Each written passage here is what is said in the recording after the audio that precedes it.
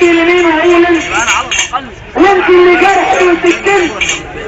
ومني كهرب اروح على فين وانت اللي بالروح وسكنت البدائل. يا حارس السجن ليه خايف من المسجون؟ يا حارس السجن ليه خايف من المسجون؟ يعني مثلا هي الحيطان اللي بينا عشي يا ملعون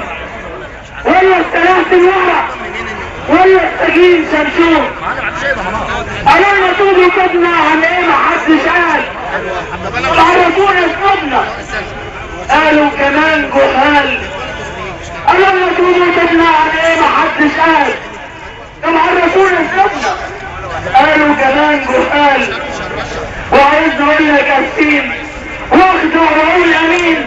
وضرب من الكازمه وبعد اللي مستكتين يا جماعة تجري فوق الخد يا امه وجرحها بيتشد يا صرخة ام وصغرها وما بيردش عليها حد يا جماعة تجري فوق الخد يا امه وجرحها بيتشد يا صرخة ام وصغرها وما بيردش عليها حد الطفلة تصرخ وتقول يا بابا ارجع لنا عايزينك جنبنا الخوف ملأ قلبنا ومفيش معانا حد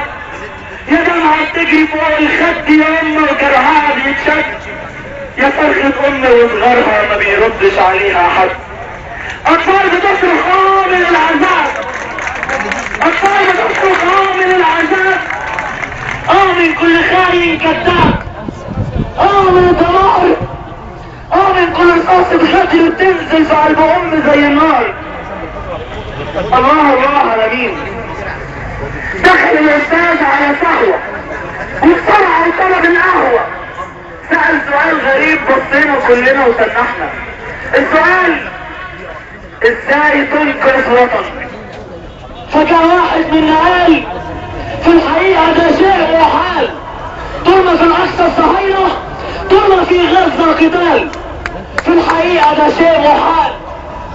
طول ما في الاقصى الصهاينة وطول ما في غزة وقتال الثورة خلت أزمة في الأنابيب الثورة عملت أزمة في الأنابيب لو نفكر شوية نلاقي غزة رايح تل أبيب لو كاميرا في الماسورة باظت يصرفوا عليها ملايين وانت يا مسكين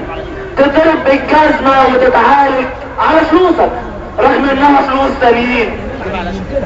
لو كاميرا في الماسورة باظت يصرفوا عليها ملايين وعايزني اقول لك اسفين واخدع واقول امين وضرب الجزمة وابقى اللي مستكتين كلمة واحدة بقولها ليوم الدين يسقط حكم العسكر يسقط حكم العسكر يسقط حكم العسكر يسقط حكم العسكر احنا الشعب الخط الاحمر احنا الشعب الخط الاحمر يا سوريا كلنا